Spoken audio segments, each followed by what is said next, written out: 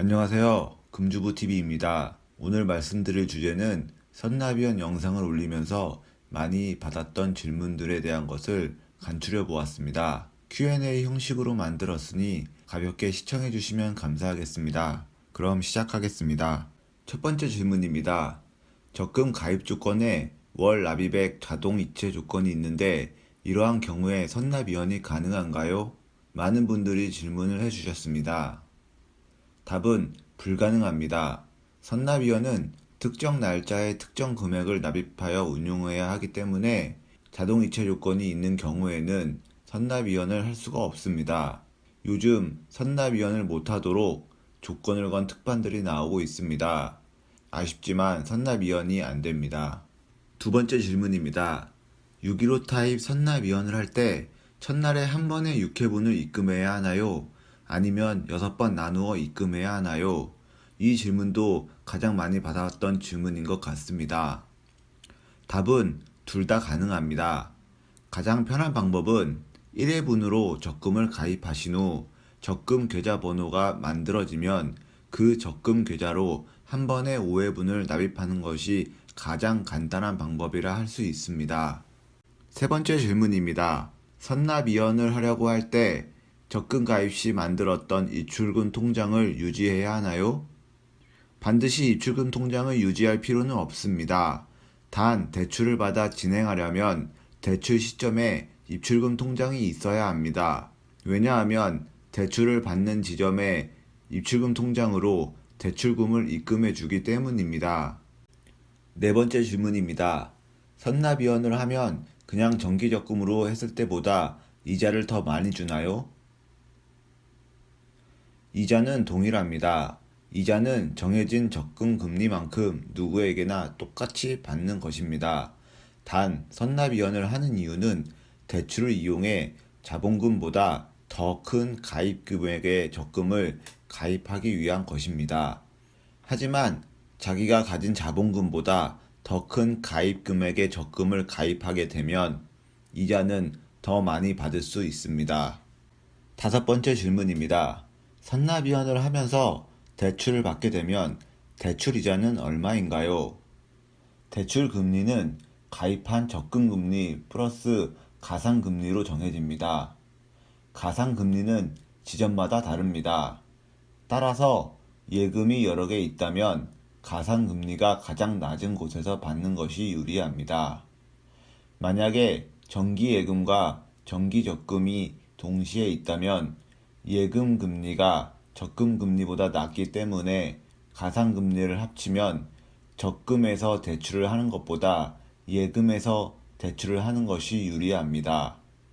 여섯 번째 질문입니다. 선납위원 타입 중에서 어떤 타입이 좋나요? 어떤 타입을 골라야 하나요? 우선 선납위원 타입을 고르기 위해서는 개인의 자금 상황을 고려해야 합니다. 단 대출을 이용하는 타입이 수익률이 높다는 사실은 기억해 두셨으면 좋겠습니다. 따라서 저는 165 타입을 추천드립니다. 이번에는 타입별 운용 방법을 비교해 보겠습니다. 비교할 타입은 총 4가지 타입을 준비하였습니다. 우선 납입 횟수를 보면 1-11 타입과 66 타입은 2번 납입하고 615 타입과 165 타입은 3번 납입합니다. 납입 방법이 간단한 2번의 타입을 좋아하시는 분은 1-11과 6-6 타입을 선택하시면 되겠습니다. 이번에는 목돈 필요 여부를 알아보겠습니다. 가입 당시에 목돈이 필요한 타입은 615 타입과 66 타입입니다. 1-11 타입과 165 타입은 가입 시 첫 회분만 있으면 됩니다. 하지만 165 타입은 그 다음 회차인 2회차에 가입액의 절반을 납입해야 합니다. 따라서 목돈 필요 여부에 따라서 선택을 하시면 되겠습니다. 다음은 대출 가능 여부를 알아보겠습니다. 1-11 타입은 대출을 이용하지 않습니다. 나머지 타입은 전부 대출을 이용하는데 66 타입의 경우에는 필요한 만큼 대출금이 나오지 않습니다. 따라서 나중에 마지막 차에는 자기 자본이 들어갈 수밖에 없습니다. 이번에는 날짜 계산 난이도를 살펴보겠습니다. 어차피 날짜 계산은 엑셀로 해야 되기 때문에 사실 난이도라고 할 수는 없습니다. 하지만 615 타입이 가장 쉽고 66 타입과 165 타입이 그 다음이며 1-11 타입이 가장 어렵다고 할 수 있습니다. 제가 1-11 타입의 날짜 계산이 어렵다고 한 이유는 1-11 타입의 경우는 한 번에 11회차 분이 납입되기 때문에 하루를 움직이면 11일이 움직입니다. 따라서 1-11 타입은 선납 지연 일수를 0으로 맞추는 게 사실 어렵습니다. 이번에는 타입 변경 가능 여부를 알아보겠습니다. 1-11 타입은 165 타입으로 변경이 가능하고 615 타입은 665로 변경이 가능하고 66 타입은 615 타입으로 변경이 가능하고 165 타입은 1-11 타입으로 변경이 가능합니다. 필요에 따라서 변경하시면서 융통성 있게 운영하셔도 됩니다. 이번에는 수익률 순위를 알아보겠습니다. 수익률 순위는 대출을 많이 할수록 수익률이 커집니다.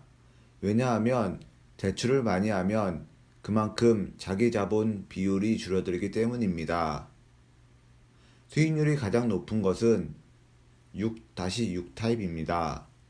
그 다음 대출을 많이 하는 615 타입과 165 타입입니다. 1-11 타입은 대출을 이용하지 않기 때문에 수익률에서 제외되었습니다. 1-11 타입은 수익률을 위해서 하는 선납위원이 아니고 적금 선점 효과를 위해서 하는 타입이기 때문입니다. 지금까지 타입별 운용 방법을 비교하였습니다. 각자 원하시는 것을 선택하시어 운영하시면 될 것 같습니다. 마지막 7번째 질문입니다. 만약 선납위원을 하다가 깜빡 잊고 만기일까지 납입액을 못 넣으면 어떻게 되나요? 만약 만기일까지 계약된 납입액을 넣지 못하면 계약은 해지됩니다. 만약 못 넣을 것 같으면 미리 만기 연장을 신청해야 합니다. 만기 연장을 신청하면 만기가 연장되지만 만기 연장을 신청하지 않은 경우에는 바로 해지됩니다. 따라서 반드시 만기 전날까지 입금을 완료해야 합니다. 특히 새마을금고 같은 경우에는 만기 연장이 무조건 되는 것이 아닙니다. 예를 들어 12개월 정기 적금이라고 하면 3분의 2 이상을 납입해야만 만기 연장이 가능합니다. 이 점을 꼭 유념하셔야 합니다. 오늘 준비한 영상은 여기까지입니다. 긴 영상 끝까지 시청해 주셔서 감사합니다. 질문은 댓글로 남겨주세요.